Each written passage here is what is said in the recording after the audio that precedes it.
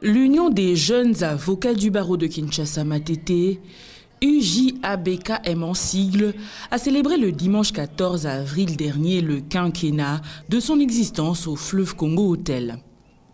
Une occasion pour son président, Maître Kitenge Francis, de saluer la vision de ses pères fondateurs et honorer le génie de l'équipe dirigeante pour ses 5 premières années.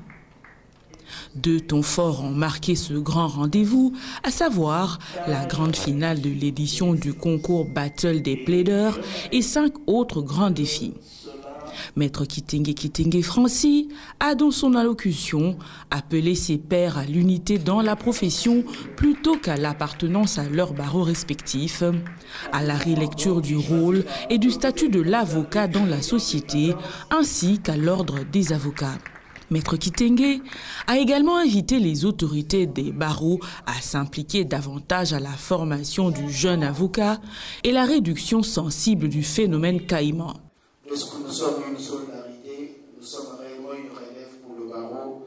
Les aînés, les seniors peuvent être assurés qu'il y a un mouvement qui se fait, il y a un travail qui se fait pour que demain, à leur départ, qu'ils ne soient pas perturbés parce que nous reprendrons le flambeau avec dignité. À eux, je voudrais également dire un grand merci et continuer le service de l'association au-delà de tout. Nous avions pensé, nous, en tant qu'Union des jeunes avocats du barreau de Kinshasa Matete, relancer ce défi. Et nous pensons qu'à travers cette activité, que nous allons reçu ce défi d'inciter dans nos barreaux, sinon dans les mouvements des jeunes avocats, que de tels rendez-vous soient multipliés et davantage organisés, pour que non seulement nous puissions ressusciter le débat de l'art oratoire, mais nous soyons en mesure de présenter aux plus jeunes les véritables références que nous avons dans ce secteur. Il y a plusieurs plaideurs, nous avons des grands orateurs, mais est-ce que les plus jeunes les connaissent? Certainement pas. Voilà pourquoi nous avions pensé initier le Battle des plaideurs, qui a une innovation à ce que, au-delà de plaider et de réfléchir sur les questions de droit qui se posent, les collectifs sont constitués et ont des coachs, ont des avocats plus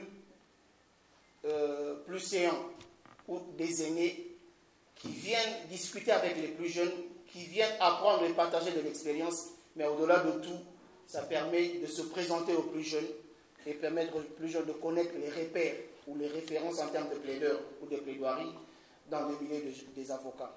Est-ce que le jeune avocat peut aujourd'hui se dire de ne plus considérer sa profession comme une coopération, mais que cela soit réellement comme une profession qu'il apporte avec âme, avec amour? Est-ce que l'aîné, le senior, ne peut pas revoir son regard, son attention vis-à-vis du plus jeune? Nous avons pensé qu'à travers cette occasion, les 5 défis que nous nous sommes lancés pourront permettre à ce que chacun, à son retour, qu'il mûrisse la question et que les barreaux nous invitent peut-être dans des journées de réflexion pour parfaire un peu les préoccupations que nous avons soulevées, parce que nous estimons que les solutions sont là. Il suffit seulement que nous puissions nous mettre à réfléchir. Nous les identifierons et nous pourrons les appliquer pour l'avenir de notre profession. Ce rendez-vous d'aujourd'hui a été possible parce que vous aviez cru, parce que vous aviez porté l'affaire, mais parce que parmi nous, il y a eu un qui a accepté de nous accompagner et d'avoir ce rendez-vous de finale à ce cadre. Nous voulons donc dire un grand merci à son Excellence Guy London-Boyo parce qu'il a accepté de porter et de parrainer cette première édition afin de réveiller en nous le défi de l'art oratoire, mais aussi ce défi de porter les plaidoyers. Présent à cette cérémonie, l'ancien bâtonnier Matadi Wamba a encouragé les jeunes avocats à l'exercice de la profession d'avocat tout en étant professionnels. Quand vous parliez, Monsieur le Président, je pensais à un discours du recteur de l'époque, Monseigneur Gillon, en 1965, qui lui a dit à une rentrée académique que l'on ne doit pas former pour le plaisir de former des ingénieurs, des médecins, des avocats et que sais-je encore.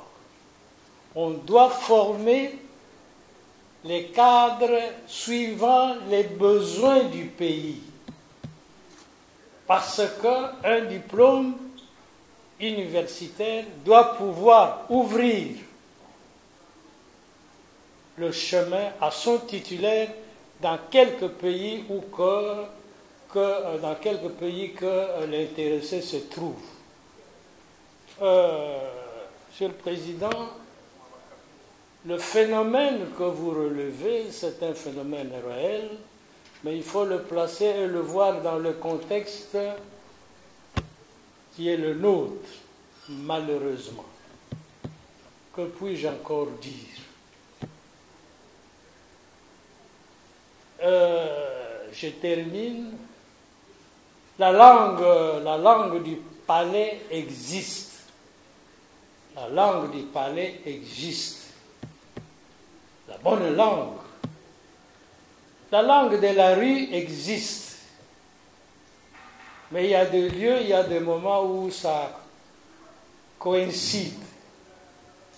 Et j'invite l'assistance à penser à cela, pour qu'on n'entende pas, dans certaines circonstances, où c'est la langue du palais, qu'on n'entende pas la langue de la rue. Plusieurs autorités judiciaires et politiques qui ont pris part à cette rencontre de haute facture ont encouragé les avocats présents à faire preuve d'humanisme dans ce secteur, compte tenu de la situation économique actuelle.